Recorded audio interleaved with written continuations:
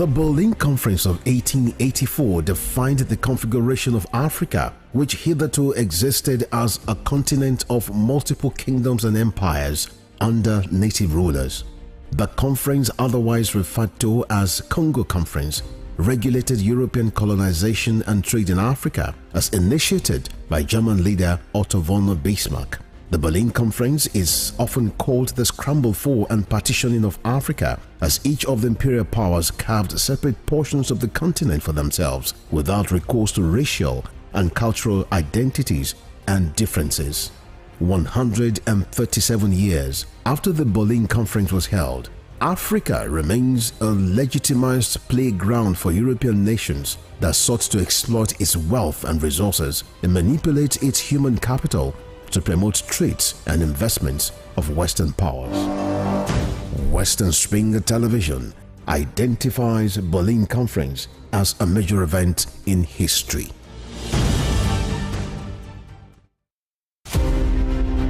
Ahmadu Bello, a Prince Royal, was born 6th of December 1910 at Raba Village, Sokoto, northwestern Nigeria. His father was a district head and heir apparent to the Sultanate throne from the house of Usmanu Danfodio, a religious and social reformer who brought the Habib dynasty under the Fulani Caliphate in the beginning of the 19th century. Ahmadu Bello raised the bar of political consciousness in participation when, in 1944, he engineered the establishment of the Northern People's Congress (NPC) as the first political party in northern Nigeria and the rallying point for politicians in the region before independence. History will not forget Ahmadu Bello for his charisma and political sagacity, which provided easy passage for his kinsmen to assume political and administrative positions in Nigeria's post-independence era. The distinguished elder statesman and Sardauna of Sokoto has his face on his country's 200 naira currency as a mark of honor to one of the architects of Nigeria's independence.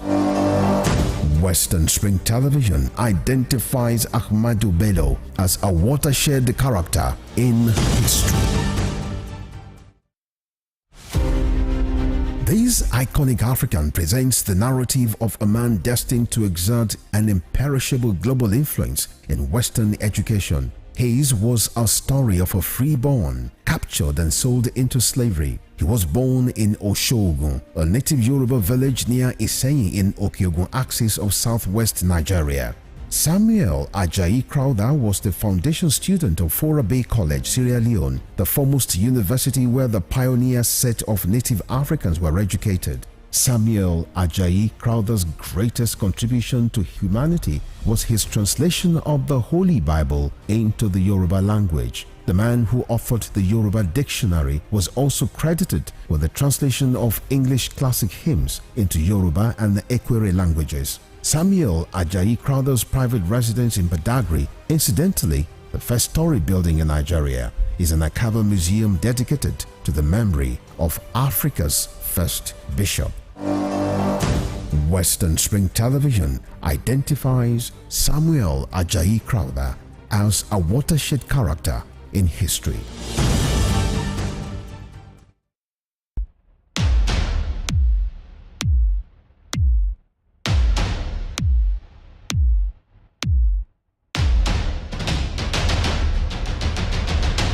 Sports is a culture on its own. It has its own language, its own people, with their own way of life.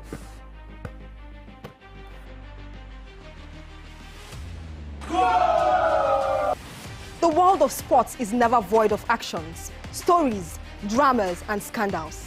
I guess you need a sports show that can walk the walk and talk the talk. On this show, we answer all your sporting questions. The whens, the whys, the wheres, and even the what ifs. Sports Spring is that show that will give you that new lease of life you've been looking for in sport journalism. Join me, Joseph Atewe, And your sports Amazon, Nengi Ernest. on this station, Western Spring Television, channel 190, only on Star Times. Let's talk sports. Let's speak the most universal language of the world.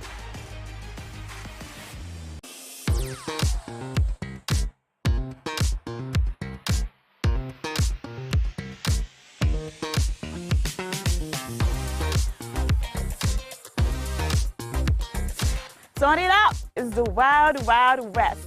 And Western Spring Television is pulling out all the stops to make sure that you don't miss out on every of the fun and happenings around you. Yup, we've got you covered because your girl got all the juiciest tidbits and entertainment news from around the world. Cross over to the chocolatey side of entertainment. Join me, Chocolate Cassie, on Eccentric as we take you into every bit of the juiciest news, fashion, music, movie updates, and other trending conversations. Together on the show, we'll get personal with your favorite celebrities via phone call, Zoom, or even live here in the studio. Eccentric will be shown on your TV screen on Western Spring Television, channel 190, only on Star Times.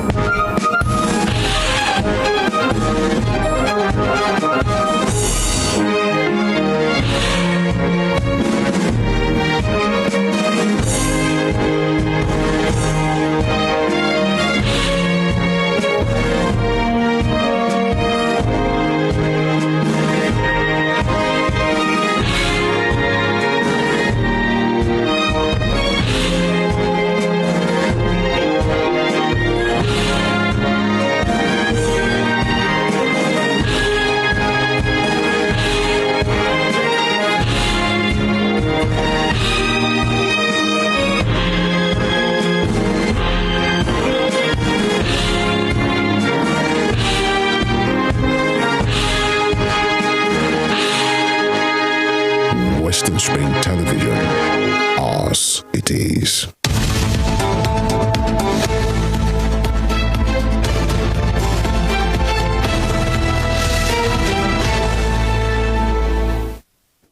And it's the beginning of a new month, and we'd like to say happy new month to you out there. And wow, just like that, 7 months gone by, beginning of the 8th month. This is August, and as the usual saying, that August visitor that you require that will come in to do positive things, hey, watch out, he or she's knocking on the door. Good morning to you out there, and thank you for joining us. Welcome to Morning Spring right here from Western Spring Television. We are live on channels 190 on the DTT Star Times. It's a pleasure to be back once again, and most especially in a new month. Welcome you. TUNDE IDOWU is my name, at Irresistible TD on Twitter. Morning to you, our dear brother, FEMI. It's 6 months and we are counting down. 30 days to go, right? 30 days to go. All right, good morning and happy new month as well. Good morning, Nigeria. Good morning, world. Happy new month to you as well. Just like they said, 7 months gone. Yeah. There's the 8th, and that's the first day of the 8th month.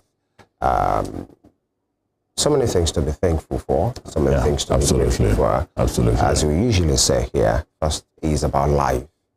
Where there is life, there is hope. So many things has happened in the country, not just in Nigeria, in Africa. So many things, you know, has happened in the world over. So I'm not sure there is any society or community having bed of roses laid all over.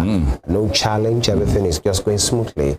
I'm not sure we have that kind of a space right now, but be that as it may, we have to be grateful for life. Absolutely. Femi Ojo is my name at Femi Ojo Live on Twitter.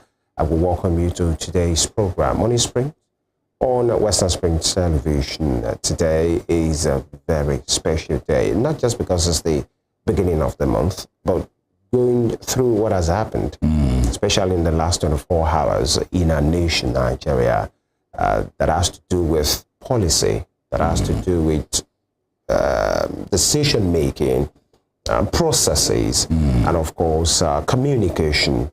You know, yesterday, the much-awaited ministerial screening started the National Assembly, especially at the Red Chamber of the National Assembly, and it featured some ministers who are called upon to come and, you know, give account of themselves, what they are bringing to the table. You know, maybe they didn't go all that way that possibly Nigerians will have expected, but many of them were there, like 13, 14 of them. 14 of them. Were spoken with yesterday. Of course, prominent among them, you had Yeson Wike, of course, who endorsed the land, and, you know, the men and women who have done well for themselves in their own space were there yesterday. And so Nigerians are waiting. What are these people really bringing to the table at the National Assembly yesterday, led by the chairman of the National Assembly, the president of the Senate, former Akwa State Governor Godswill Akpabio. When the screening was going on,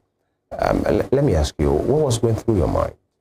As usual, trying to see what the best in the nominees, and let's get to hear them. And just as Nigerians have always said, we've all clamored that, look, when these people get there, let's know that this is their portfolio. So they can actually ask them direct questions attached to that portfolio. But unfortunately, it didn't come as expected again. So our fingers are crossed. We'll just keep watching, and let's see what it looks like. The 14 have been screened. The next 14, we'll see what it looks like. What he told. But it was really fun listening to former governor of Rivers State yesterday. He's always an interesting character. Honestly, he's always, you know, when he comes, you just know something just happened that will get got so much drama. Very interested. Very. And we wait to see the rest of the screening as well. And then yesterday, earlier in the morning, we got to know through the presidential spokesperson, Dele Alake, that the president will be addressing the nation. And everybody, you know, was looking forward to the time. 7 p.m. yesterday night. And the big man spoke on a range of issues yesterday. For you, what was it like? You heard it? Live. I was watching. Well, the point is, Mr. President made mention of quite a whole lot of things. To get public transport buses channeled through public sector, the increment of minimum wage, but yes, good measures, good measures, yes, the subsidy removal, these hard times. I would say, good prospects, but Nigerians, there's this pain at this moment in time. Nigerians they want something real quick now. Something to really cushion the effect of the period in which we are. That's what all these things seem to be on the long-term prospect for this country. But wow, quite a whole lot might have happened before all this could be actualized. Mr. President delved into saying 1 trillion naira had been saved from fuel subsidy in 1 month, thereabout. That's a beautiful one. But then that 1 million naira, what will it be used for? Now, talking about the 1 million naira, because maybe when we have financial analysts or people who understand how this thing works, when he said 1 million naira has been saved. No, 1 trillion naira. Sorry. 1 trillion naira. That could have been used to pay subsidy, have been saved. The thing is it that we have that 1 million naira somewhere? 1 trillion naira somewhere. 1 trillion naira. Why do I keep saying 1 trillion? 1 trillion naira, you know, saved somewhere. Or that, because all we learned during that period when the subsidy was being paid was that we were borrowing money as a nation to pay for subsidy. So is it that we will have borrowed 1 trillion naira to pay and we didn't do that, or there is a particular 1 trillion naira that has been saved somewhere that we will have used, you know, in paying the people who are importing petroleum products. So many things are, going through that presidential speech made by the president. At the paragraph 11, something stood out for me in that speech. That was when he said, our economy is going through a tough patch. Absolutely. And you have been hurt by it. The cost of fuel has gone up. Food and other prices have followed it. Households and businesses struggle. Things seem anxious and uncertain. I understand the hardship you face. I wish there were other ways, but there is not.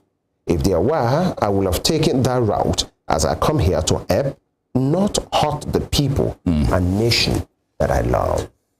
For me, the tone and the response of this president, this president, the last president, the last administration, the president, former president Muhammadu Buhari, his response to the plight of the citizens was very, very low. And the timing. His timing, yeah, that's what I said. The response. Yeah. He probably his advisors, his team handlers, really weren't letting him understand that you need to speak to people. You need to speak to Nigerians. Nigerians are in pain.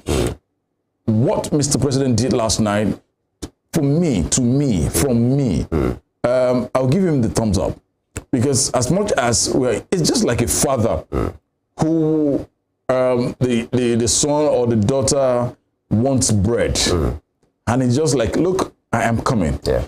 But he keeps hearing that child crying there, I'm hungry, I'm hungry. But the father had to leave what he was doing to come and attend to that boy or that girl. That child will be extremely glad that he got that response. Yeah. That's what we are trying to, that's what I see that Mr. President did last night.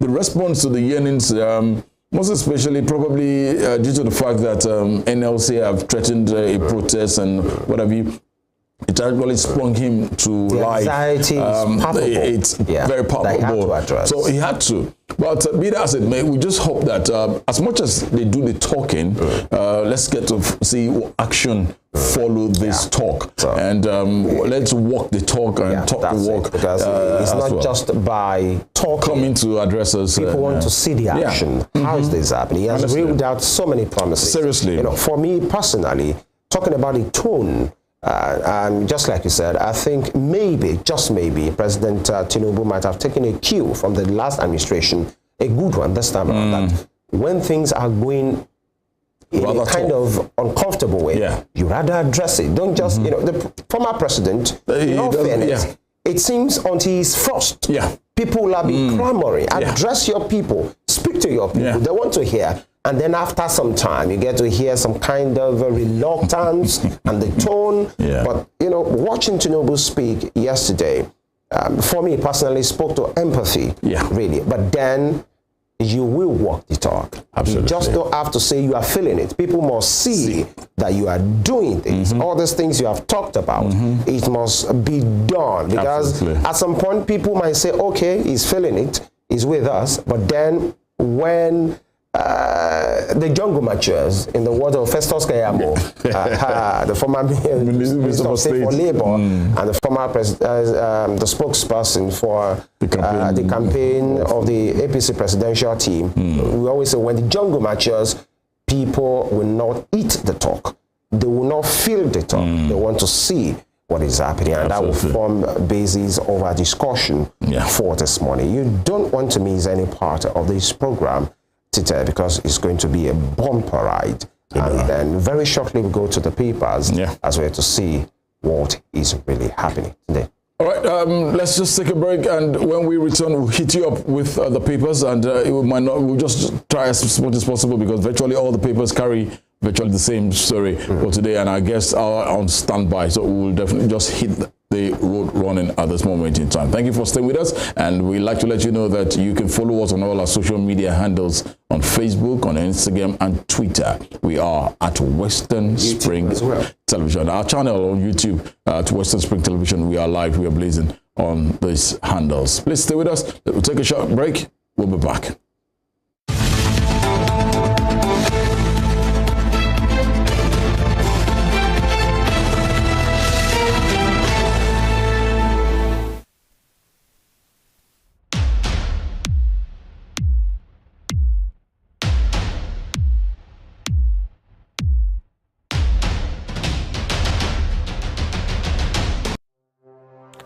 Arrested, affected, sound, found. What do we see? What do we say? Flowing from a spring. A fact A to Z. Check and confirm. Ever expounding current events. Traveling down from the business gist to the globally arising happenings, to the sports news, to the bittersweet infos. Guided transmission, even diffusion, vast and fast, detailed facts are fled. Within seconds, nuggets of words that flew across borders are fired. Stories short and long, wrapped in bundles of words, broken and dissected as it is, except misheard. This is the news as it is.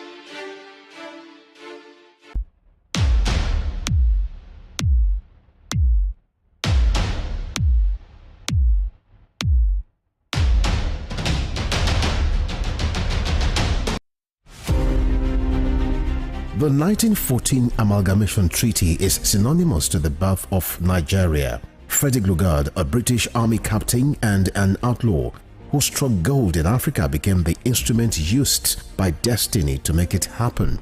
The amalgamation of Nigeria was designed for economic reasons by the colonial administration to offset Northern Protectorate budget deficit by Southern Protectorate surplus returns. The amalgamation had ad initio created imbalance in the economic political structure of Nigeria and was responsible for the persistent hiccups in the efforts to forge a united country till today. Nigeria's amalgamation was labeled as the mistake of 1914 by native northern conservatives who neither wanted it nor contributed anything significant to its sustenance. Western Spring Television identifies with Amalgamation Treaty of 1914 as a watershed event in history.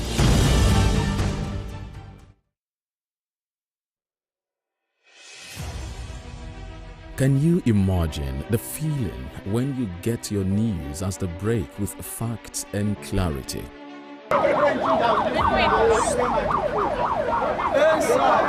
Our news are reported as it is. In Africa, and all those who masterminded the way it happened will have to pay a price.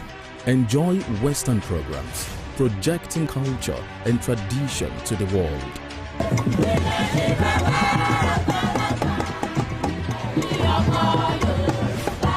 Brought to you as the break and recapped every hour for your update.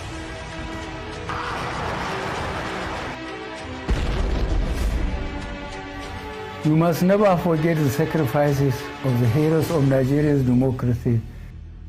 Produced and brought to you in a unique way never before seen. Western Spring. Western Spring. And Western Spring Television. Television is coming home in your color and culture.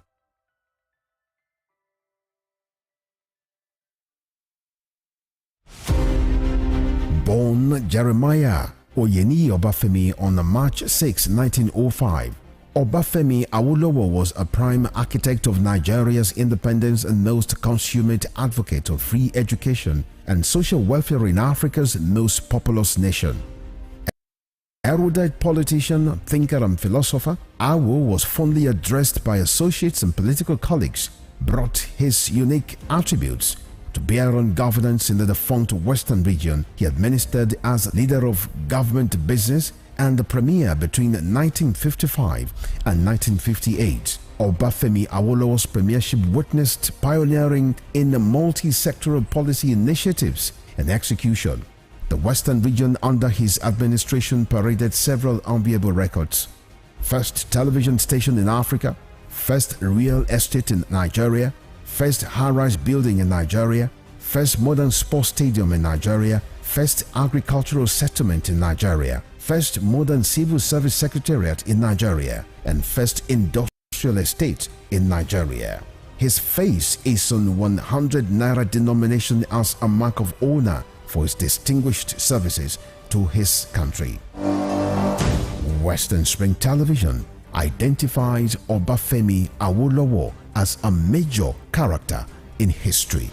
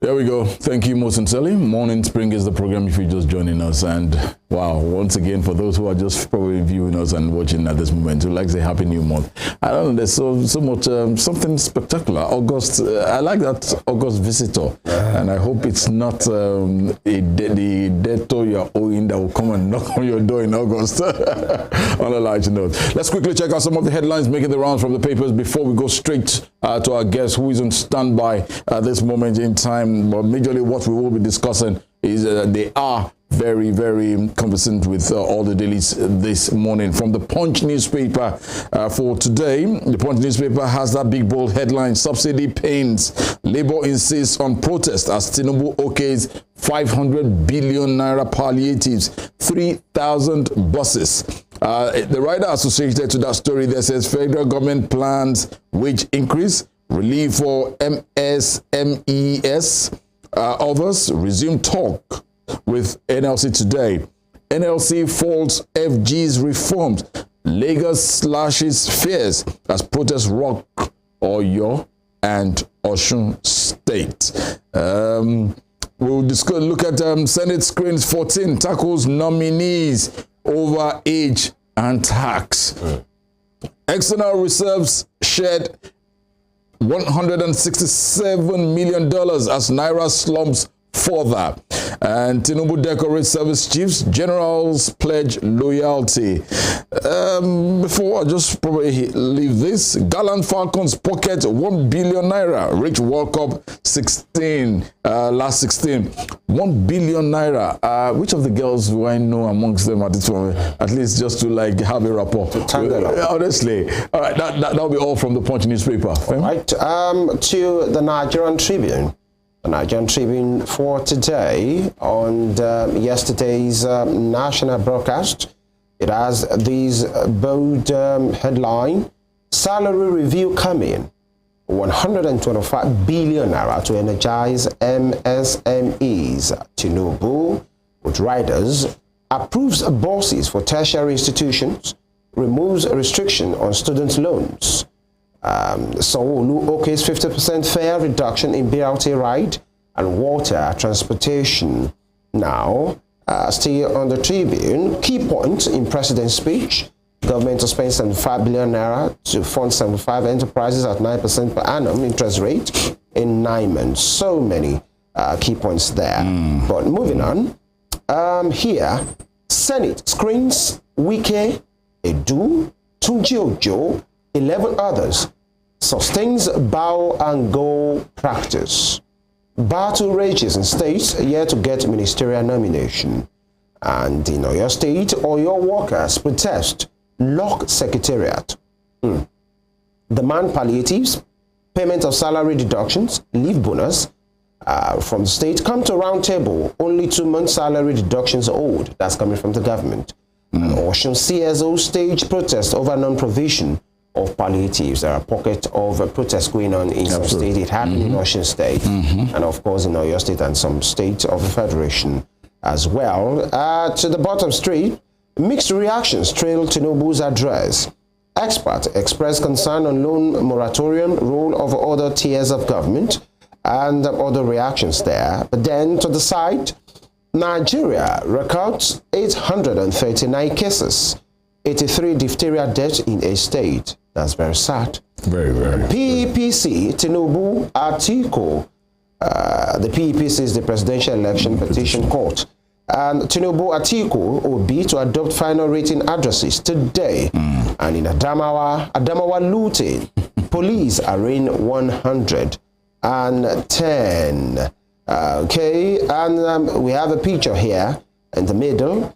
Service chiefs are decorated with new ranks. I wish them all the best. That's all there is about the Nigerian Tribune front page for today.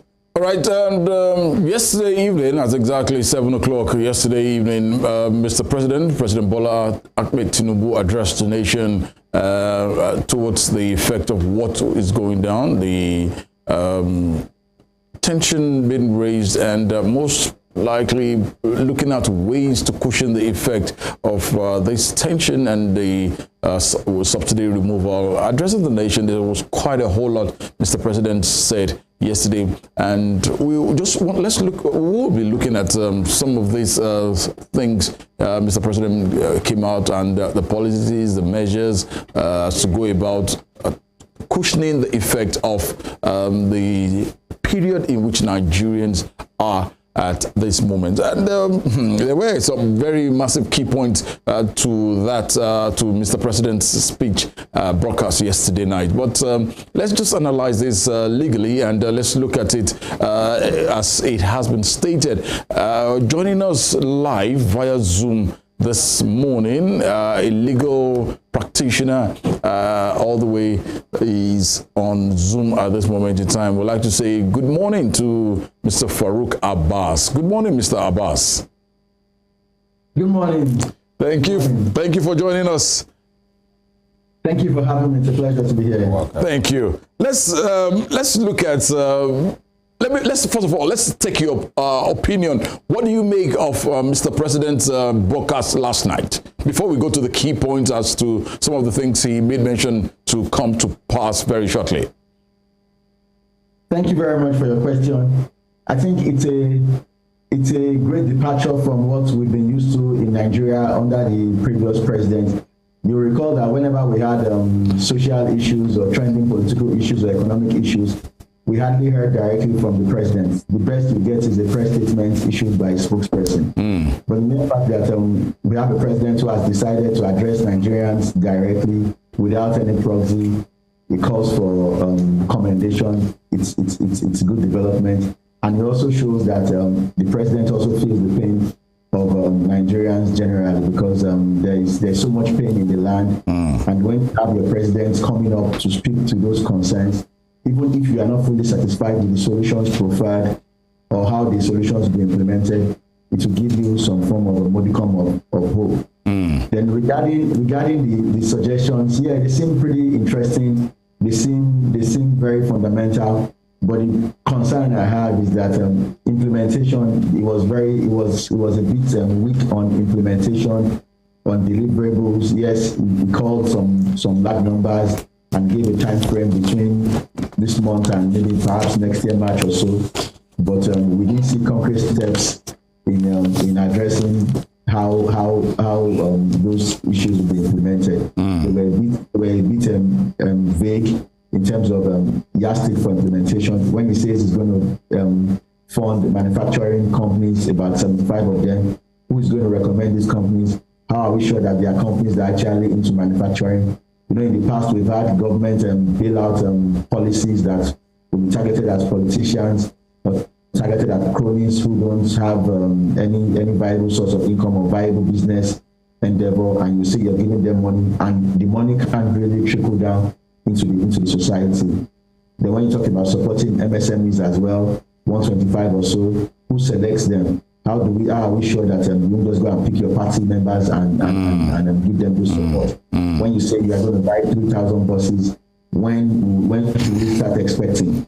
Has there been any environments? Have you brought an appropriation act to the National Assembly? Have you spoken to a supplier? When will the buses be implemented? You know, so there are good policies saying 9%, giving out loans at 9% for 12 months or 60 months maximum. It's very good. I'm a business owner. I run my own business. I have my own employees, you know. So if you can get loans at 9%, it will go a long way in improving the business atmosphere. And the major thing I like in this speech is that he commended business owners for increasing salaries, because any serious business owner in Nigeria now would have made some form of effort to either introduce a transportation allowance or increase salaries.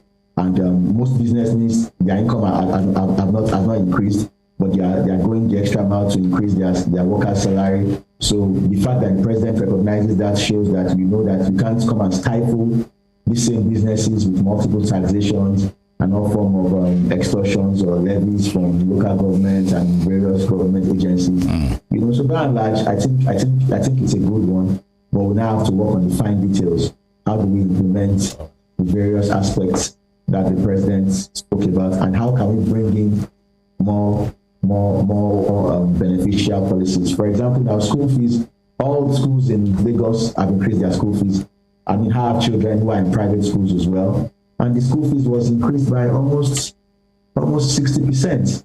Almost 60%, you know, so most of us are paying millions for our children's school fees, and our incomes are not increasing significantly. So what was the government doing to make education easily affordable? If our public schools were well funded and were well taken care of, a lot of us will not take our children to very expensive private schools, you know. Absolutely. So I would have expected that the government, the speech should have spoken about education, apart from the loan he talked about for students in university.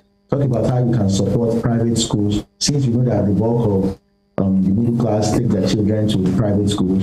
So if you can give them some form of loan or grants, or make sure that they don't increase their school fees in an arbitrary manner, it will be beneficial to everyone, because the money I spend to increase my children's school fees, if I plow that money back into my business, to go a long way in making my team members happy, and it will go a long way in reducing the pain. All right. So at this stage, everybody is feeling the pain, regardless of how much you earn monthly, whether you're a billionaire or a millionaire, you feel it one way or the other. I met with a client yesterday. They're a manufacturing company, and they were telling me that all the profits they thought they had made within the past 4 or 5 months has been wiped away by the foreign exchange. Has been wiped away. So now they can't even stock up. They can't, everybody is in serious, and this is a multi-billion-dollar enterprise, and they're complaining that their profit has been wiped away. So if those kind of big companies can be complaining, what do small businesses like us say? What do we say? So aside from those speaking and talking and delivering the speech, the president needs to move faster. All right. The president said he has prepared all his life for presidency, but he seems to be a bit slow in taking critical actions. All right, Mr. Abbas. Yes, talking about the speech, the communication. First of all, 2 questions now. Did you think the president passed the right message? The kind of message that Nigerians want to hear at that point in time, at this point in time? And now secondly, the tone on the message.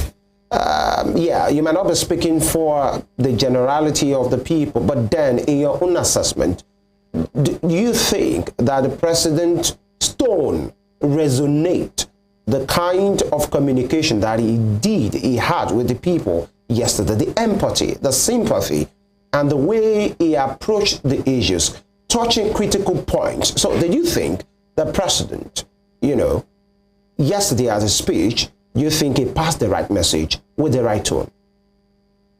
Yes, thank you very much. I believe the president passed the right message with the right tone. We are not used to presidents coming up to address critical issues in this manner. President Muhammadu Buhari stayed for a very long time, and at some point, the bar of governance was reduced to the barest minimum. So yes, I think the president passed the right message. And don't forget that earlier the president had said in one of his speeches that they wanted to give some household 8,000 naira. And when there was a public outcry, he withdrew, he backtracked. So on his speech yesterday, the mere fact that he didn't even mention anything of that sort, and it was broader and it was much more, it showed that a lot of thought process went into the speech. So yes, I think he spoke with the right tone. I think, yes, he connected with Nigerians, but we need more than that. We need action. We need KPIs. We need him to move faster. He has done the right thing by communicating. Yes, I was impressed with the speech. He resonated with me, and he struck the right chord with me. And I'm sure it will strike the right chord with a lot of business owners and Nigerians. But he must now follow up. He shouldn't just use it as optics to quell the mistrust or the anger in the society. He should follow it up with quick action. So when we see him taking steps in furtherance of the speech that I gave yesterday, then we know that he actually means well for us, and that he really feels our pain, because he said it clearly that he understands our pain. He knows what we are going through. So that's very good. Yeah, the second part of the question is the critical points that possibly people want him to have addressed, and that they did do that yesterday. Agriculture, food sufficiency, the economy, the flouting of the naira, so those things that are affecting the people now, transportation. So these are the things and more that the people possibly are having issues with. Now, with those, the key points, the way he handled them, the solutions he has profiled, do you think that's the best that we could have gotten at this time? That's what I mean by, do you think he handled it well? Did he hit those notes, especially of these critical sectors of our economy, including security? Well, I wouldn't say that's the best. I don't think it's the best. I expect more. I mean, I have very high standards of our elected officials, especially for a president who is prepared, or who claims to be prepared, and who has been in the game for a while. Yes, the solutions are good, but they are certainly not the best. If you choose 5 manufacturing companies that you want to give them 1 billion naira, how many places can 75 manufacturing companies touch? What's their impact on the GDP? How will it trickle down? When you say you are releasing grains, you are releasing 200,000 metric tons of grains or whatever, how would that really trickle down? How would that affect yam? How would that affect gari? How would that affect what people are buying? Then the issue of fuel, yes, you mentioned that they will step in when the need arises. I like that part. I said they will step in, meaning that yes, I've allowed it to float, but I won't allow it to go beyond a reasonable stage. So in terms of security, you mentioned something about security, but I don't think that's the best. I think we've been very slow on security. I think we've been very, very slow on economic development, because it's small businesses that power any economy. Any serious economy is powered by small businesses. So you must take direct and concrete steps to push into small businesses, identify the small businesses in various states of the federation, and see how you can inject funds or inject subsidies or something that will make life better for them. Because when the businesses try, then, businesses are run by individuals, they have employees, to trickle down and people will see the benefits. But as of dates now, between when the president came in and now, he said he has saved 1 trillion naira. What is the effect of the 1 trillion naira that we have saved? I have not seen the effect on anybody's life. Yes, the states might be getting more money, but how has that trickled down to us? How has that made life better? Lagos State yesterday now said they will reduce transportation by 50%. Those are the kind of things we want to hear. In Canada, the transportation has been standardized, is subsidized. A certain age of people don't pay for transportation. Children don't pay for transportation. Those are the kind of concrete relief that we want to see. So now I know as a Nigerian, now if I decide not to go to bus or to go to office, I want to take the BRT. If I pay 50% of transportation, or the NURTW, they give us 25% discount like Governor Sanwo-Olu has done, that is a policy that will have a direct impact on the lives of Nigerians, of the lives of Lagosians. So yes, the president has given some good relief, but as far as I'm concerned, they are not the best that we can have. Certainly not the best. Certainly, anybody who says those are the best that he can give us, then the president doesn't know what he's saying. All right, but let's thank you, because what you actually stated on the tail end of your submission there is where I want us to look into at this moment in time. If, for instance, the president has said in 1 month they have been able to save 1 trillion naira from subsidy removal thing, but this 1 trillion naira, should it be shared among state governors? Because sharing it on the other hand, Nigerians have that fear inside of them that our leaders will probably stash it away again. Look at what's happened in Lagos. Look at what Mr. Governor had just stated: 50% from on government-owned buses, transport fare is going to be 25% from the NURTW. That's a beautiful one. But if money such as this federal allocation comes down, how will this be monitored? Because everybody tends to wonder, can there be thoroughness in doing things in Nigeria? If 1 trillion naira goes around to governors in each of the states, can there be a reduction? Can there be a cushioning in the effect of this subsidy removal? Of course, that's the logical thing that should happen, because if you are saying that in the past we will have wasted 1 trillion to fraudsters and criminals, like the president said in his speech, then the corollary to that is that the impact of the funds that we have saved must be seen in the lives of the people. So what the president should do is that when distributing the funds, there must be a mechanism to show that, okay, this money we want to channel it in railway, we want to channel it to transportation, we want to channel it to something. And when they have their usual meeting, governors forum, or they have their economic council meeting with the president and all of that, there must be returns, there must be deliverables, there must be reports on how those funds were managed. Or all the governors should come together and say, okay, this fund, we want to set it aside for a particular project that would have a direct impact on the lives of Nigerians.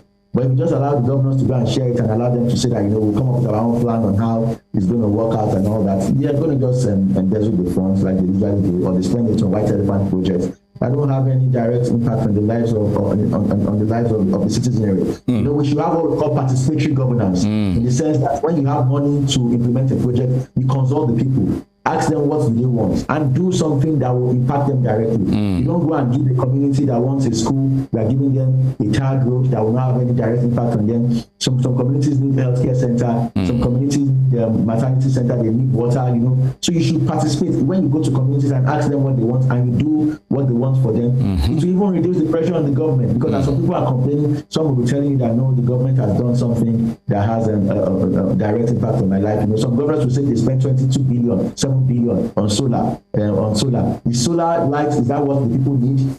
Some communities don't have water. Some communities don't have school. Some communities, they have school, their children don't have textbooks, they don't have food, they don't have school uniform and shoes to wear. You know, so we have to make sure that it has an impact. And the only way it can have an impact is when you talk about participatory governance, when the government consults with the people and start to address the things that the people need. And another point is the issue of reduction of the fee hike of school fees for university. Yeah. That's also a good one. I mean, that will also make it easy for the children of the poor or the less privileged to complete their tertiary education. That will also have some form of impact on the long run on the lives of the people. So it's a good one, but it's certainly not the best. We can do better.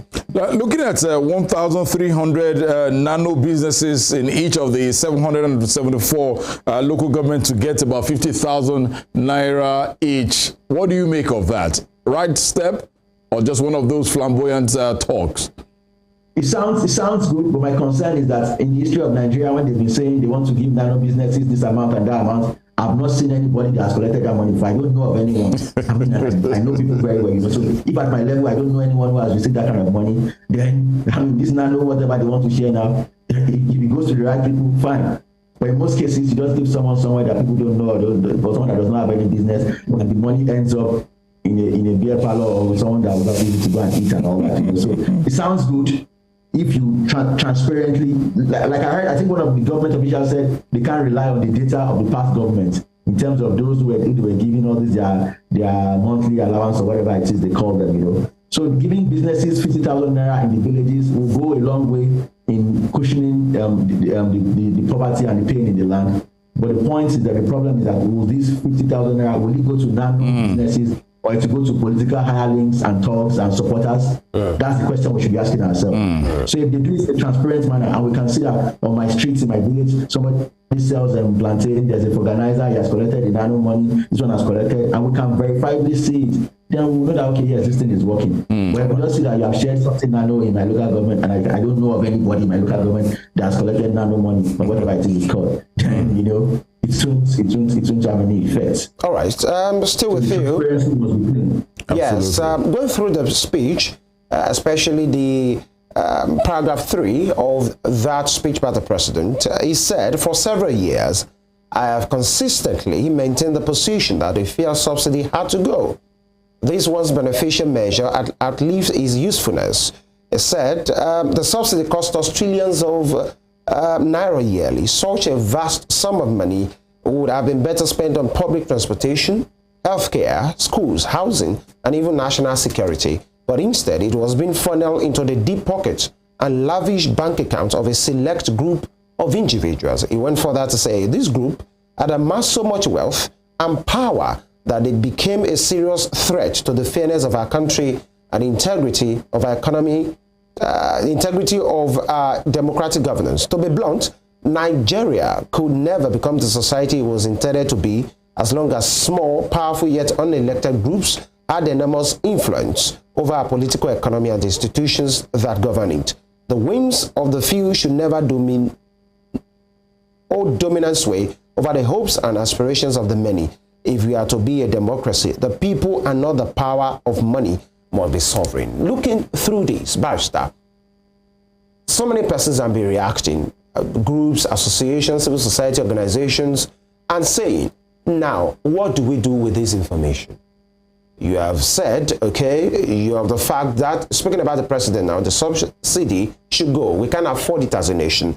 But this subsidy that has been paid in the past, trillions of naira, of people's money, just to selected individuals, very powerful people. The question is, now that you know, the president knows that that is what has happened, so what do we do with this information? Should we just allow it to slide? Or we should, so many persons have been talking about probing, you know, and was it yesterday that he said the CBN will be probed? Yeah. And the NNPC will be probed as well. The subsidy situation, some have said it is a scam.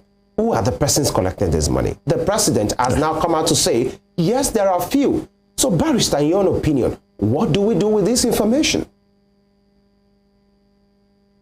To be honest with you, that's a catch-29, you know. I feel yes, probing can work, but in my own estimation, I'm not a fan of probing subsidy, and I'll tell you why. Why? This is something, it might have been a scam, but this is something that there is a legal framework for, you know. So there was an appropriation act, there are usually appropriation acts to say you should pay the money and you say you supply the product. And if you call something a scam, why is it that when you removed it, the price of fuel went up? Ordinarily, if it was to be a scam, as it was removed, the price of fuel should have remained the same or it should have reduced. I'm not saying the system will not have been manipulated, but if the president is telling you that we saved 1 trillion naira in 2 months, so that goes to show that, yes, we saved 1 trillion naira in 2 months, but what is the effect of that savings on the price of fuel? So can it be termed as robbing Peter to pay Paul? Or can it be talked as a distinction without a difference? Because if you say we are saving money, somebody is behind the cost. Now we individuals are the one behind the cost. Before I used to fill my tank for maybe 22,000, 23,000. Now I fill up my tank for 48,000, 50,000 naira. So if we now aggregate all those sums, and we show that it won't even amount to the 1 trillion or whatever amount we are saying. So there's no doubt that the system would have been abused. The only problem I had with subsidy was that it was reducing the capex, the capital expenditure fund for the government. So most of our money was going into recurrent and paying of debt. So I felt that as a serious country who wants to grow, we should have funds that we are investing in developing our infrastructure. So to the extent that removing subsidy will create more funds for the government to invest in capital projects, I was for removing subsidy. But just saying you want to go and probe the subsidy, all the probes that we've done in the past, what has been the outcome of those probes? You people end up spending resources and manpower and you don't achieve anything. And if you find out deeply, when the president was even reading the speech, I thought he was talking about himself with due respect to him. Because when you say power, people that believe in power of money, if my memory serves me very well, the kind of politics the president has played in the past also plays a large reliance on money, and in Lagos too, you know. So when you find out that who are the people who fund all these politicians, you'll be surprised that it's all the same people who have collected the subsidy money. So in good conscience, can we really say that they would go and jail those who funded their party? Those who have corruption cases hanging up on their neck. I mean, we saw some ministerial nominees who people said some of them have EFCC cases. We know some senators, we know some leaders, principal officers at the Senate who are still answerable to EFCC based on mismanagement of funds when they were in public offices. So if a government had decided to appoint people who have EFCC cases, even though they are not guilty, as leaders in the country and all that, if they say they want to probe, what can we really expect of that probe? Can we really say that they are sincere about the probe? So I think we should not even look into the angle of probing subsidy. It's good enough that they've removed the subsidy. The next step now is that how do we ensure that the money we've saved from subsidy does not go back into the hands of those whom we collected it from? Barrister Abbas, are you saying we should let it slide? Is that what you're saying? I'm a realist. I feel that I don't subscribe to letting. I don't subscribe to going back, to go and be digging the books to see what has happened and all that. You've stopped it. Focus your life, because I know them. But look at the president. He said he was prepared, and it's almost 60 days now. We don't have ministers yet. The list was just submitted last week, just some of them. So if you not start distracting yourself with another probe and all those things now, how are we sure that it will not affect us going forward? Emefiele has been in detention for almost 30 days or thereabouts. What charge have they brought against him? They said they found a gun in his house. So is that the reason why they kept him? What's the effect of what they've done so far? You know, so I don't believe in pussyfooting or wasting time or going on projects that will not add value to the people. We cut our losses. So I subscribe to cutting your losses and forging ahead. If you need to probe something and you know you're going to take a step, yeah, you can probe. But don't probe and you now have a report and you now keep it in the store, and you won't take any action on it. And we know all the subsidy guys are those who fund their parties. Look at the River State, look at all these states, look at Lagos State. Who are the business? Who are the subsidy guys? Are they ghosts? We all know them. Who are the funders of political activities? We all know them. So why should we deceive ourselves? I don't like to deceive myself. I value my time so much, so I wouldn't subscribe to going to engage in some kind of endless probe that I know that eventually it will just be a pat on the finger or a pat at the back, and everybody goes. When they're actually serious about recouping the money and channeling it back to Nigerians, then they're fine. But as far as I'm concerned, I'm not convinced that any probe now would have an altruistic purpose. Barrister, let's talk a little bit about something Nigerian workers have all been clamoring for over the years, the minimum wage. At this moment, in Mr. President's broadcast yesterday, he said the salary review is coming. And that alone, will bring a little bit of respite into the hearts of Nigerians. But how soon can this materialize? And the point is, should each state determine what to pay their workers, or this should be a federal government thing? Okay, thank you. You know, when we talk about we are running a federal system, I don't believe that the federal government should impose minimum wage on states. I think the states should be true to themselves, know themselves, and given the liberty to fix a minimum wage. If you are telling a state like Osun State to fix the same minimum wage as a state like Lagos State or Rivers State or Akwa Ibom, then it means that we don't really know what we're doing, because minimum wage is determined by what's the essence of fixing minimum wage and your own salaries. We have a lot of states, even in Osun State, we have backlogs of half salaries and all that. Absolutely. So why should you impose a high minimum wage based on projections at the federal level, and you impose it on the states, and the states cannot survive? So I believe that since we are running a federal structure, and the president is one who has clamored for true federalism in the past, he filed several actions on federalism whilst he was the governor of Lagos State. The states should be allowed to come up with their minimum wage. And another thing, like you rightly said, you know, the president said minimum wage is coming very soon, but he didn't give a timeline. It will have been comforting if he had stated that okay, minimum wage is coming, and I assure Nigerians that within the next 3 months or 3 weeks, we're going to implement, we're going to do this, we're going to do that. You cannot say minimum wage is coming without giving a timeline to it. NLC has said they want to go on strike. If you put a timeline to it, perhaps you can use that as a negotiation tactic with NLC and say, you know what, I've told you guys to give me 3 more weeks. That minimum wage will be implemented in 3 more weeks. Why are you guys in a hurry? But when you say something is coming, in Nigeria, when you say something is coming, it might be 10 years, it might be 8 years, it might be 20 years, it might be 3 years. We never can tell. So he was dancing around. Well, I mean, the president is a smart politician, so I know that what he said was deliberate. He's probably still crunching his numbers and seeing where he can get the funds from, because there's no point in rushing to fix a minimum wage when you don't have the financial backing to meet up with the minimum wage. And I don't believe borrowing to pay minimum wage. So I think he's probably still working on that. But Barrister, do you feel that the speech of Mr. President last night was to convince the organized labor not to embark on a protest? Yes, I believe so. I believe so. Because given the timeline, I mean, Nigerians have been screaming and shouting for the past 3-4 weeks that everything is going up, there's no food is high, everything is high, you know, and all that. And the NLC has given a notice now. They asked for extension of time initially. They've given a notice that they are going on strike on Wednesday. So I believe that it was deliberate. The palliatives or the speech was delivered to make the NLC look unreasonable if they decide to go ahead with their strike, notwithstanding what the president has put on the table. So what I expect the NLC to do now is that, okay, Mr. President, you have said all these nice things. How do we agree on those names that will be on the list? The nano people you want to give money. Let NLC be part of people that recommend names to you. The companies, 75 companies, manufacturing companies, let NLC recommend 50 to you. The MSMEs, let the list go through NLC. Then our minimum wage, let's have a minimum. What number are we looking at? Are we looking at 50,000, 60,000? Let's have an idea. Then let's work on it. So if you make because people comply more with solutions that they are part of. So if you consult people before coming up with solutions, they will feel you can have their buy-in.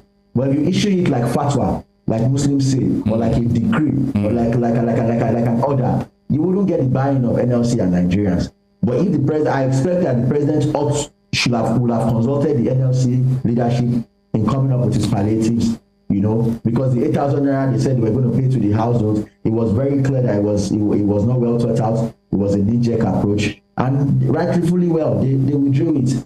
So I believe that the speech was targeted at NLC and at Nigerians. When you were reading the news this morning now, you said civil servants in other states locked up somebody and they were complaining and all that. If care is not taken, hunger and poverty leads to uprising.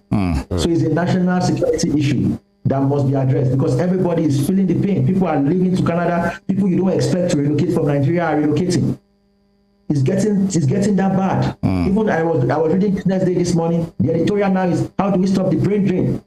The editorial for Business Day today. People are leaving. People you don't expect to leave are leaving. So there's danger lurking in the corner. And the president must treat this as a matter of high priority. It's a high security issue and it must be addressed frontally. All right. Barrister ABASS, still, analyzing the speech of the president yesterday. At the 33rd paragraph, he said, sadly, there was an unavoidable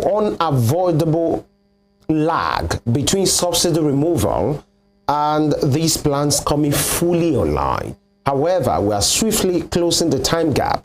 I plead with you to please have faith in our ability to deliver and in our concern for your well-being. Many persons will say, does that suffice? Is it enough? Because the question is, you should have thought about those things. Many persons are still complaining that that pronouncement that happened at the inaugural speech he made at his swearing saying subsidy is over, that it really got so many things into, and so many persons and businesses, the system, into panic mode, and that was what caused all these issues. That these things should have been there before this time. These promises, these plans, and these proposals, and the president is now saying is an avoidable time lag that has happened and in which they didn't have power over, but now they are coming into this. Now, many persons have touted the president to be, quote unquote, a master strategist, somebody who thinks ahead. Now, the credibility, the credence of the government and what has happened so far, do you think the Nigerian people will trust this government enough to live up to their billings, the credential they came into power with, to have the hope, thank you, the renewed hope, the promises, the think tank team that they said the president always have around him, and what has happened so far, especially with this time lag that the president has said is unavoidable? Yes, thank you very much. I agree. I'm also one of those who believe that the president is a master strategist. Like I always say, I didn't vote for the president, I didn't support the party, but now that he's our president, he has my full support. There's a rule that says that the day you are sworn into office, that's when you have your highest political rating. So if you are going to take tough decisions, that's the honeymoon period. It is always advised, as a master strategist, I believe that the master strategist would want to take the toughest decision when the ovation is loudest. And I think he got it right, because if any other president, even though, yes, the rule is that before you take certain decisions, you must have a plan in place and all that. Yeah. But knowing Nigerian sector, knowing the NLC and all those things, I'm sure what the president must have thought was that if we decide to put things in place, they will hold us down and we might not take a decision until 1 year or 9 months, and we will have lost so much money and all that. So why not just confront the bull once and for all? People still love me now. People are still happy. People are buying Ankara, coming for inauguration, going to Abuja, putting adverts in papers. Everybody is expecting. So why not just shock them now, with this bad news and see how I can manage it? So I think what the president did wrong was that he miscalculated. I'm sure he didn't expect that the decision he took will have spiraled out of control in this way. He didn't expect the ripple effect it will have on businesses, it will have on petrol, the foreign exchange, and all that, Even though most of us didn't expect it to go this much. So I'm sure it was a miscalculation. But in terms of taking the decision, when he took the decision, I'm sure that a lot of thinking will have gone into it. And I wouldn't want to just push it aside and say it was a mistake. He didn't call it a mistake. He said there was a time lag, meaning that, yes, I deliberately took the decision without having a plan. But my plan was that I would have a plan within 2 weeks or within 3 weeks. Unfortunately, the plan of 8,000 naira I came up with, people said it was harebrained, it was not well thought out. So I've gone back to the drawing board to come up with another plan. Don't worry, I will close the gap. But he didn't say it was a mistake. So you can look at it 2 ways. The normal approach, the logical approach is let's have a plan before we remove the subsidy. You can't say you want to take away breast milk from a child without giving him ogi and moi moi and all those things by the side and all that, But he just said, what's the worst that could happen? If I take away the breast milk from this child and he doesn't eat ogi for 2 weeks, will the child die? No, he won't die. It will just make noise and I know how to manage it. Okay, let's just take that risk and move ahead. So it was a courageous decision, but he didn't manage the fallout of that decision, and I'm sure he's managing it. I don't think Nigerians will give up on the president now. It's still too early. He just spent barely 2 months, but by the time he spends 6 months and he continues with what is going on like this, I really fear for him. But I'm sure that he's a tactician, he's a master strategist. I'm sure he will address all the issues that we are looking at within the next 6 months. But if we continue to have this trajectory of everything going up like this for the next 6 months, then I'll be very scared for him. I'll be very scared for the country. Yes, so I'm praying, I'm hoping, and I'm believing we'll get to that. All right, Barrister Abbas, just a follow-up. A very critical sector of our daily endeavor that has suffered so terribly is the transportation sector, and in which you believe with me that whatever affect the price of petrol definitely has affected every sphere of life in Nigeria, because in as much transportation is affected, the movement of good and service from one point to another definitely will be adversely affected.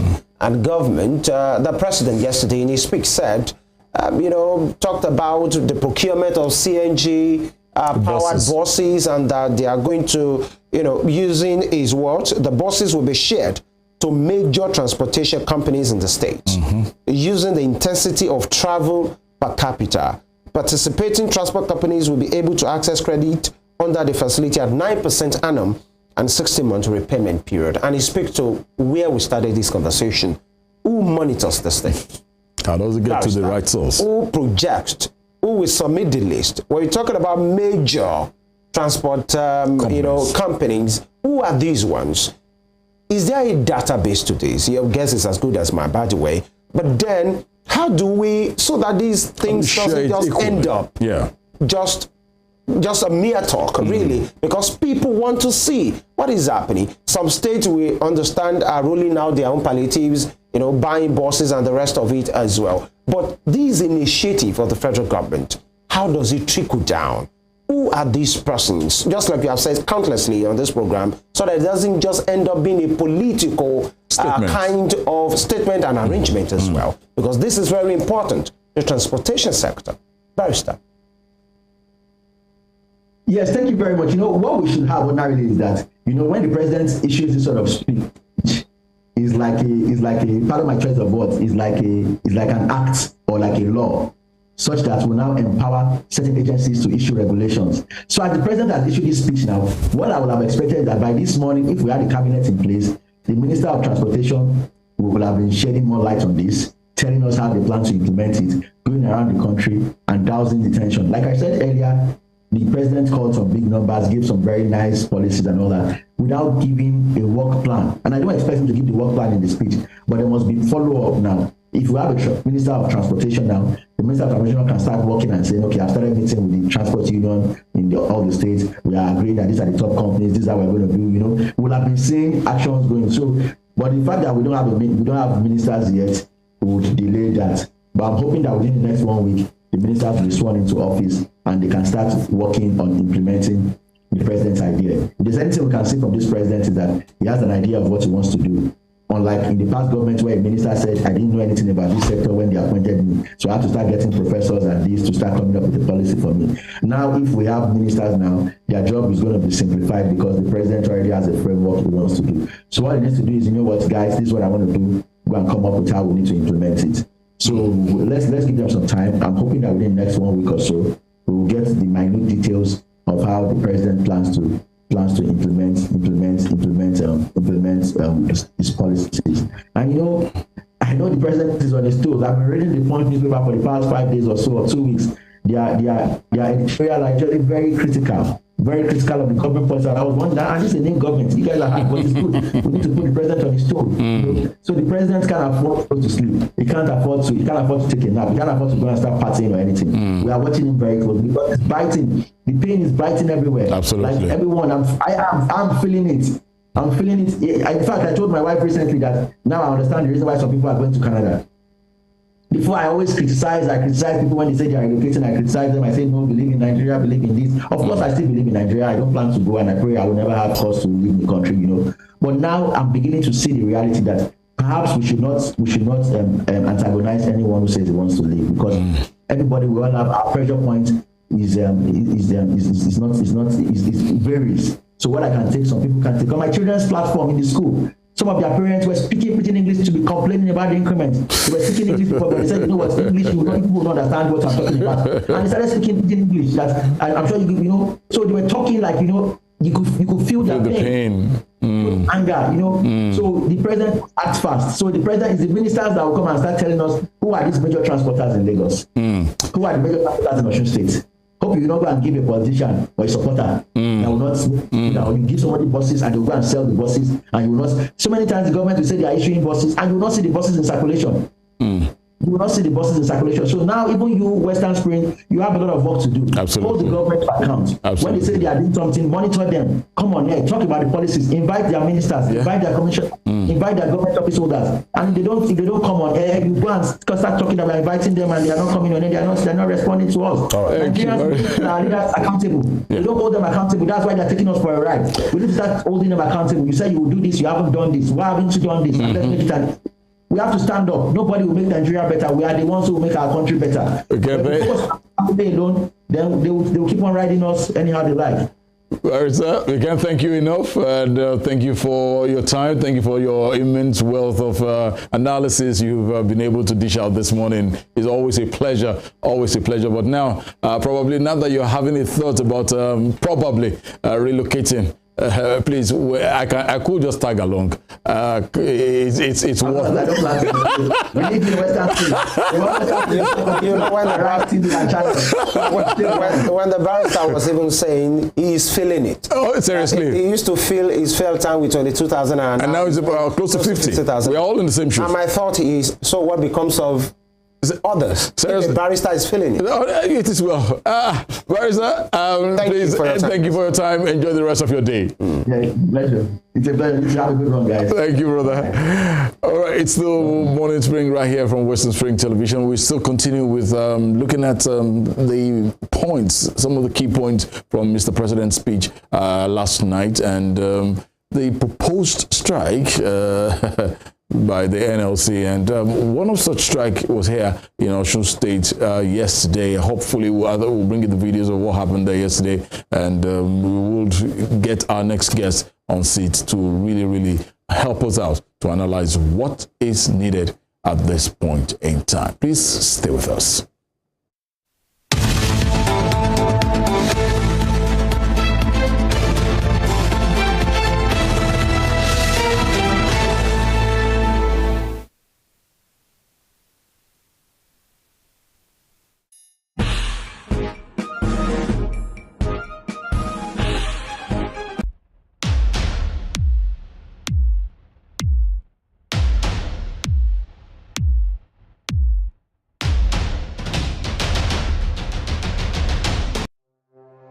Arrested, affected, sound, found.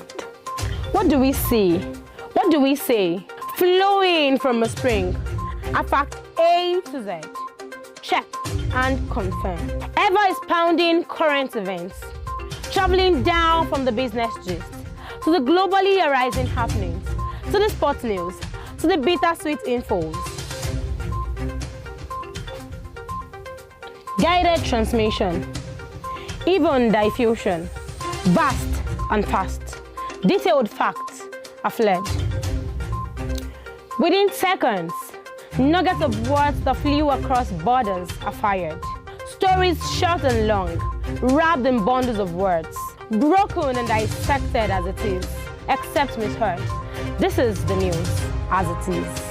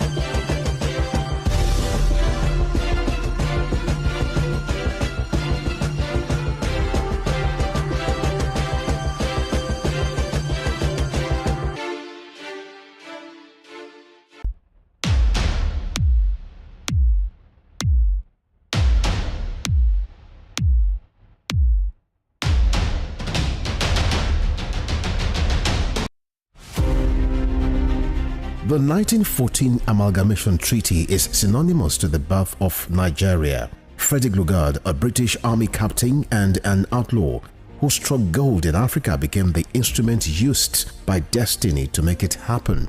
The amalgamation of Nigeria was designed for economic reasons by the colonial administration to offset Northern Protectorate budget deficit by Southern Protectorate surplus returns.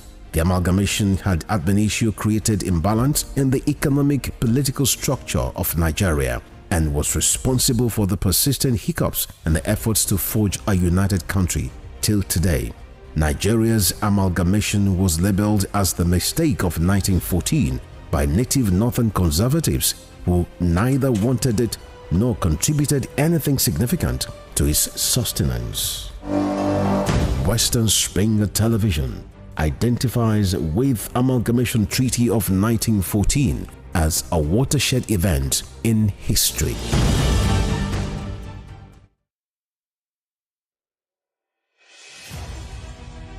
Can you imagine the feeling when you get your news as the break with facts and clarity?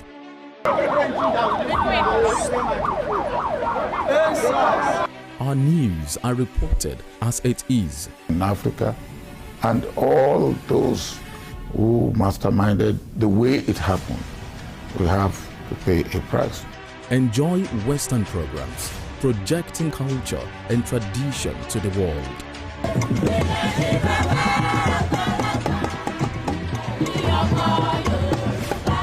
Brought to you as the break and recapped every hour for your update.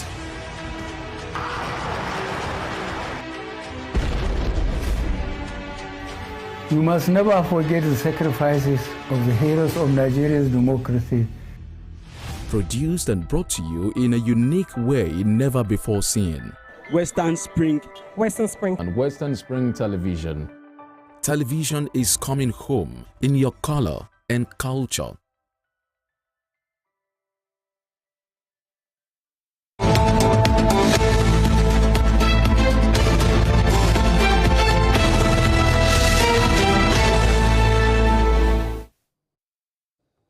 You're welcome back. The program is still Western Spring. The program is still Morning Springs on Western Springs Television.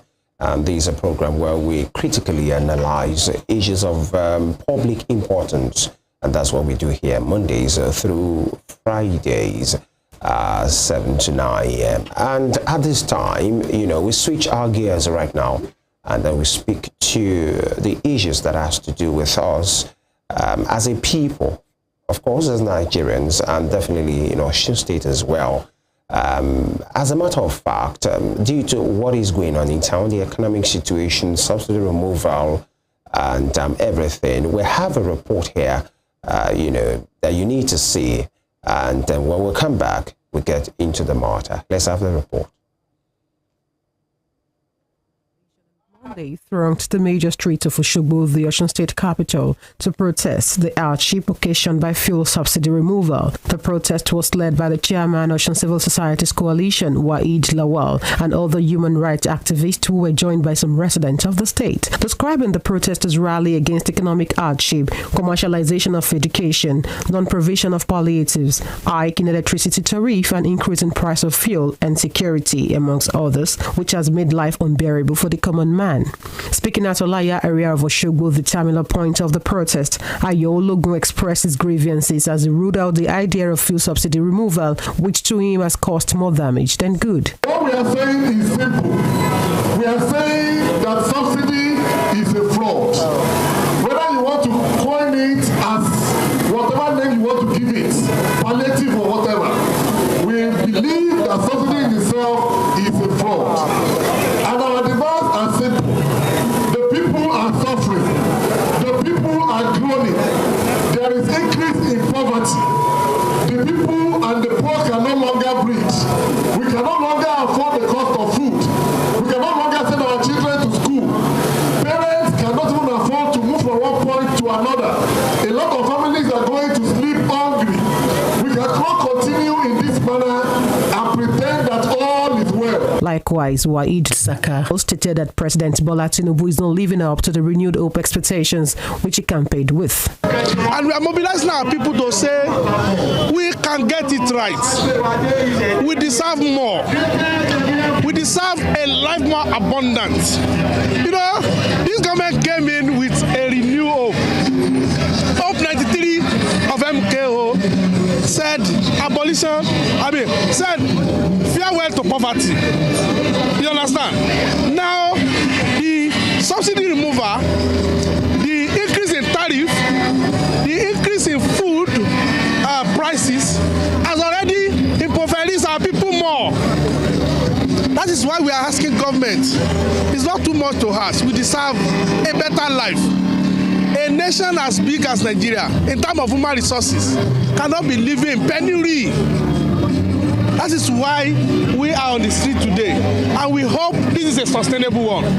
Because until our demands are met, we will continue to knock until they open the door of prosperity to Nigeria. The DO of Ayobami Erubami, Chairman National Association of University Students, Osun State Chapter, and Wole Folahomi, State Coordinator, Independent Masses Forum, in their separate submissions, implored the federal government to make amends that will make the country an easy abode for its citizens. It is important that we come out as Nigerian people in this current economic disintegration. As Nigerian students that we are, for example now, as a Nigerian student, in my part 1 days, I'm paying 29,500 naira as school fee. You can imagine that now, as a final year student that I'm in part 5, the school fee has been increased to 180,000 naira. You can imagine how hard that is on my own part and on the part of my parents. So that is why it is important that as Nigerian people will come out to hear our displeasure on this current hardship. That's why we are in this struggle of putting in place meaningful socio-economical palliative for the Nigerian masses across board, from the womb to the tomb, in civilized crime. That's how they take care of their citizenry. But in Nigeria, there's nothing for anybody, even from the cradle till death. So we want the guarantee of socio-economic right for Nigerians.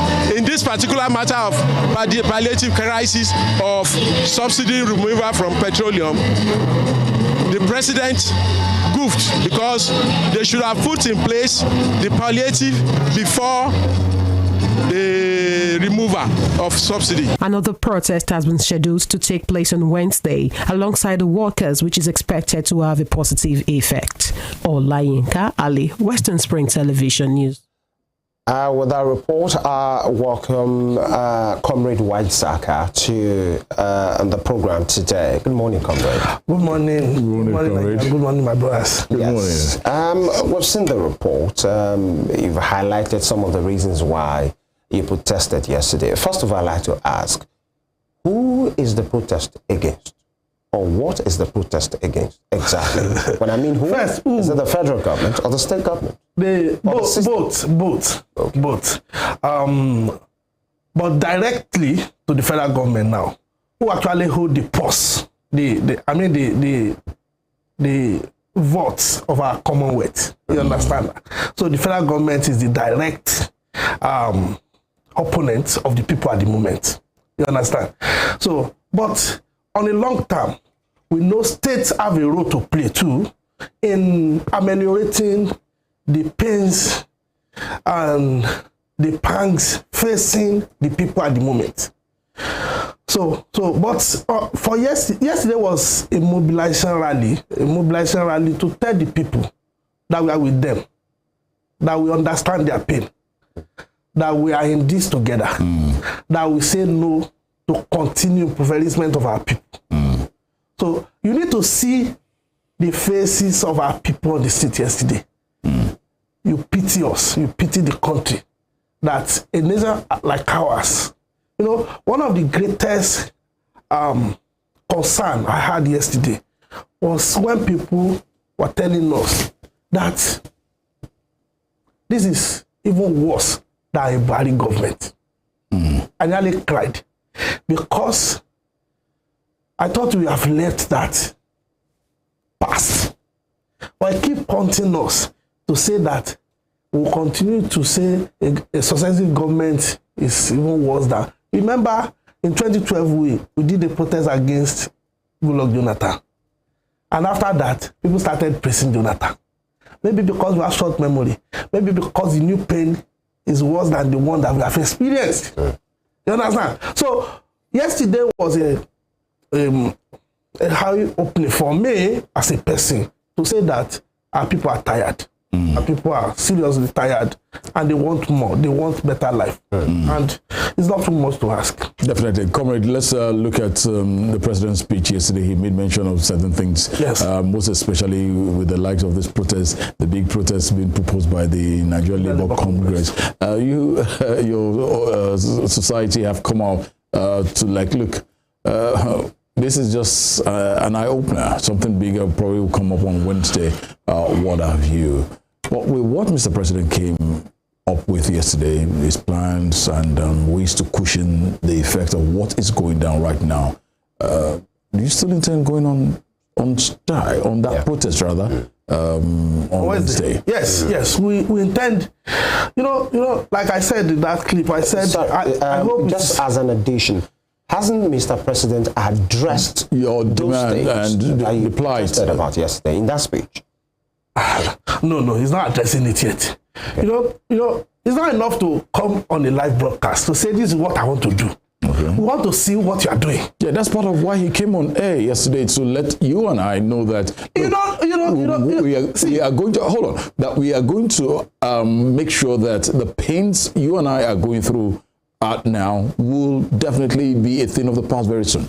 You know, we are historically we have trust deficit in this country, and you know we cannot trust them with just last night broadcast. Okay. As personally, I would love to see Nigerian thrive. I would love to see Nigerian people. I would love to see happiness in their faces. Yeah. But that is not a single broadcast cannot just put us into the cooler. No, that's not the way it happens. That's not the way it should go. The way it should go is to see consistency in changing the livelihood of our people.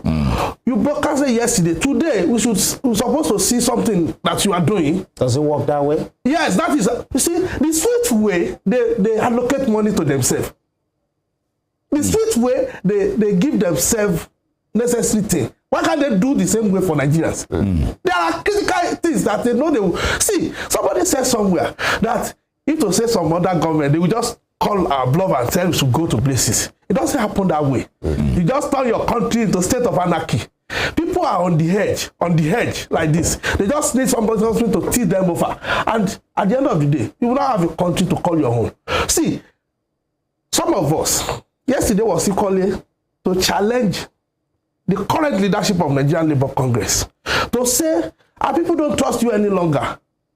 Because it is all about their members. It is all about what they will benefit. They didn't take the critical majority of our people into consideration. That's why we said, okay, a people-driven protest is necessary. It's not just about labor. Labor is going on strike. And let me put it on record. Yeah. Twice, Ajaro-led NLC has called for either protest or strike. Twice, he has cancelled it. And I would not be surprised if tonight or tomorrow morning he's saying they are cancelling this one too. You understand? Do you think there will be a manipulation from governments? It's not even manipulation. See, a system, the Nigerian Labour Congress is already weakening on that front. Since it was since the last leadership of the Nigerian Labour Congress. So Ajaro is just consolidating on it. So as far as I'm concerned, see, I told the people of unequal market yesterday. Sorry, comrade. Are you saying the civil society coalition that protested yesterday doesn't have faith in the leadership of the current Nigerian? How do you have faith in somebody that called for strike twice and called it off twice? How do you have faith in such a person? Some people may not want to. Maybe they had information that possibly you're not having. Maybe they have it. See, in this business of just maybe emancipation, you just need to tell people, open book, to say this is why we are doing this. You just call. See, what we are selling to the public is first our integrity and the trust they have in us to always rise when things are down. You understand? And if you are not coming with open mind and open whatever information that you have to the public, you'll be at the receiving end of the same trust deficit the government is having. So, as far as we are concerned, some of our comrades don't want to say it. I know I understand how the Nigerian Labour Congress work. You understand? But I say we have reached a level that beyond labor movement and people to rise and say enough is enough. I know over 8 million people love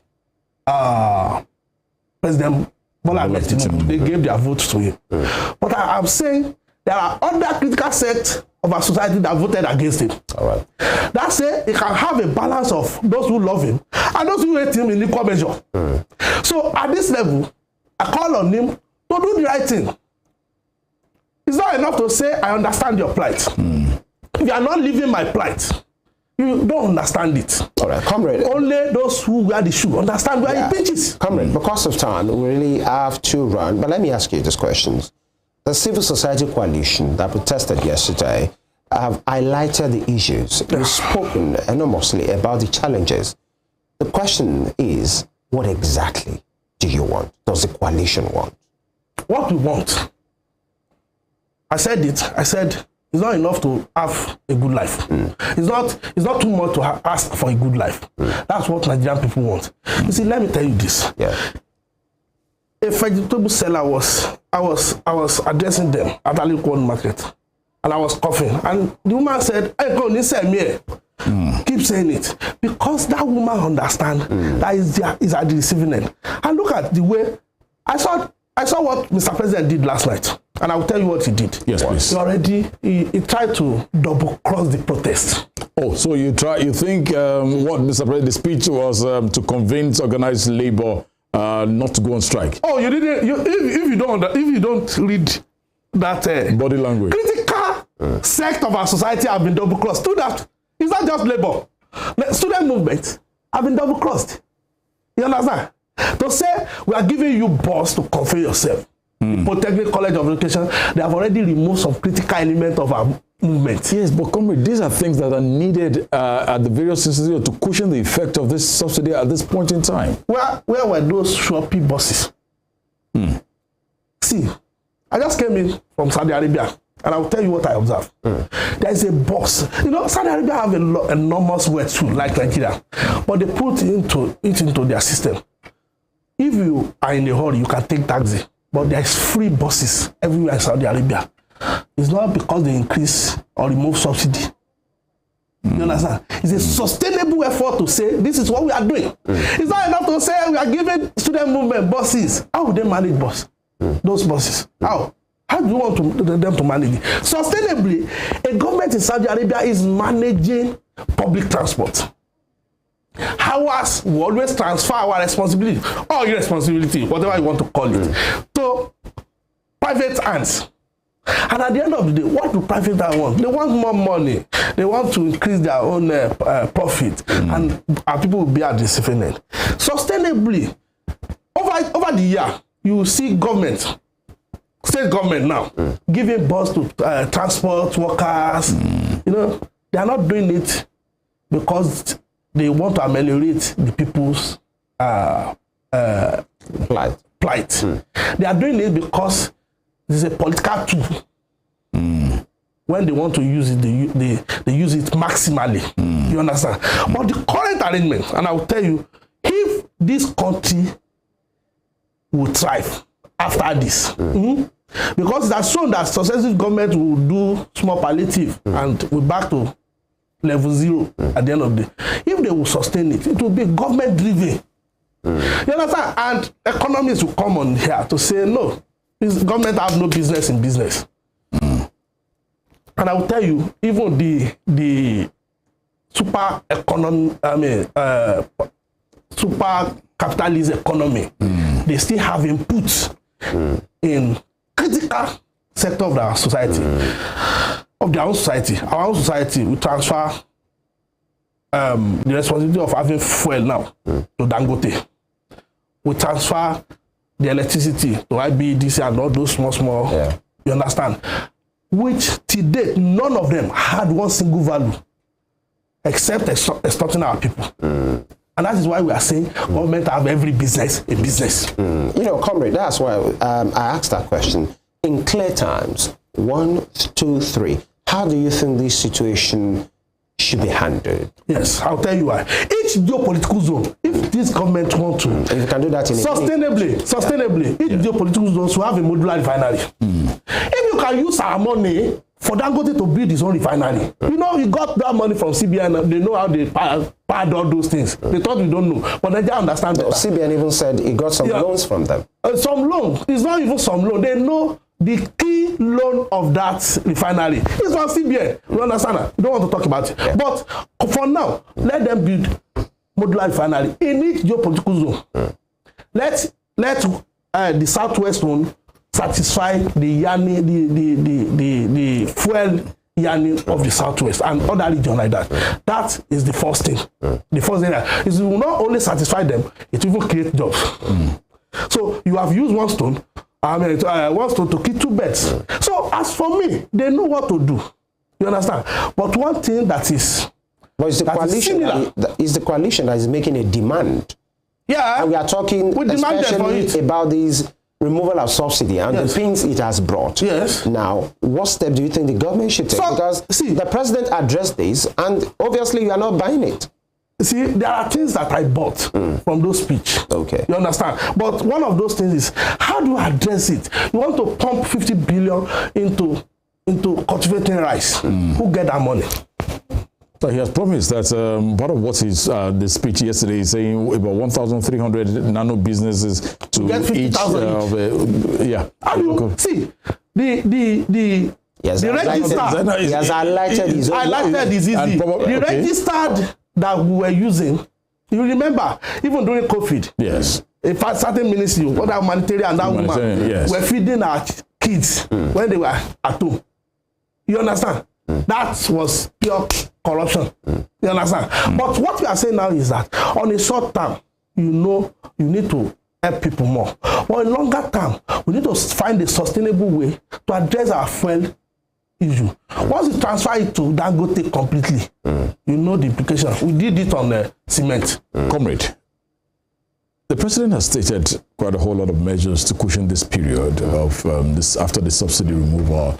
From your own end, as a coalition amongst what NLC, everybody the demands and this, what are the ways do you feel the president and his economic team should go by at this time, so that in less than probably 6 months, 1 year, Nigerians should be able to say, yes, it's a better lifestyle now? Well, first, I may not like the leadership of Labour, but I love Labour movement. I love workers. I love Nigerian workers deserve at least minimum of, I don't want to go overboard, but like 200,000 minimum wage. Minimum wage. Yes. If they truly want them to face the new reality. Do you think it's realistic in Nigeria? 200,000. If National Assembly can get 70 billion, for what? For how many times? You understand? Nigerian worker can get 200,000. I used to say it's not sustainable before they remove this current subsidy. Because, you know, I had Osun will get close to 20 billion as allocation this month. Then workers will get their fair share of that thing. Pensioners will get their fair share of that thing. And you know what sustains the society? It's actually construction.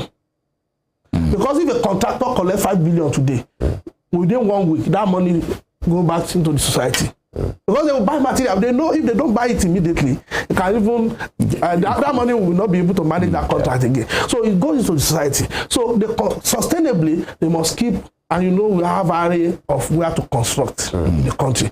They must sustainably continue to construct so that people will have money in society. But on the short term, they should give at least minimum wage of 200,000. I hope workers will fight for that. We will fight along them if they want to fight for something. All right, comrade. The president spoke, you protested yesterday, that was Monday. In the morning, the president spoke to the nation, 7 p.m. in the evening.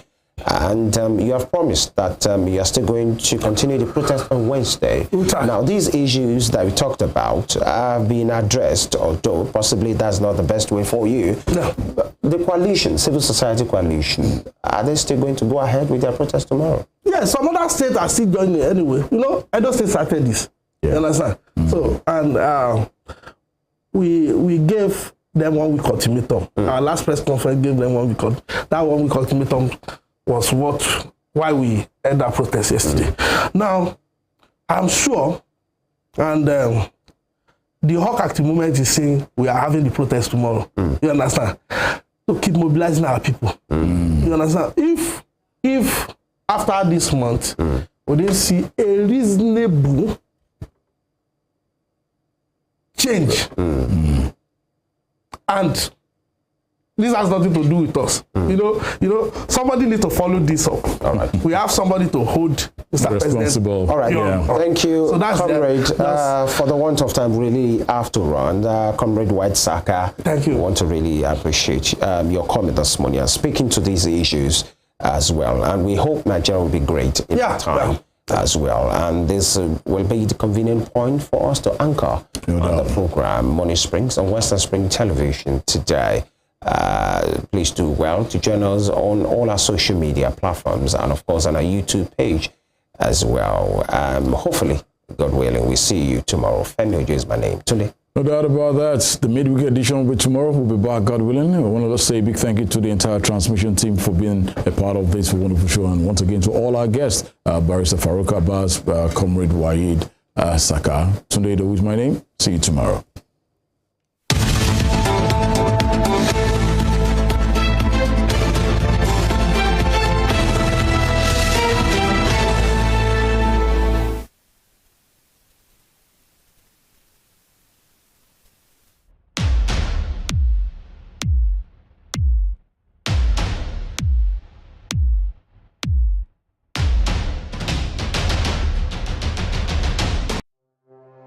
Arrested, affected, sound, found. What do we see? What do we say? Flowing from a spring. A fact A to Z. Check and confirm. Ever is pounding current events. Traveling down from the business gist to the globally arising happenings, to the sports news, to the bittersweet infos. Guided transmission, even diffusion, vast and fast, detailed facts are fled. Within seconds, nuggets of words that flew across borders are fired. Stories short and long, wrapped in bundles of words, broken and dissected as it is, except misheard. This is the news as it is.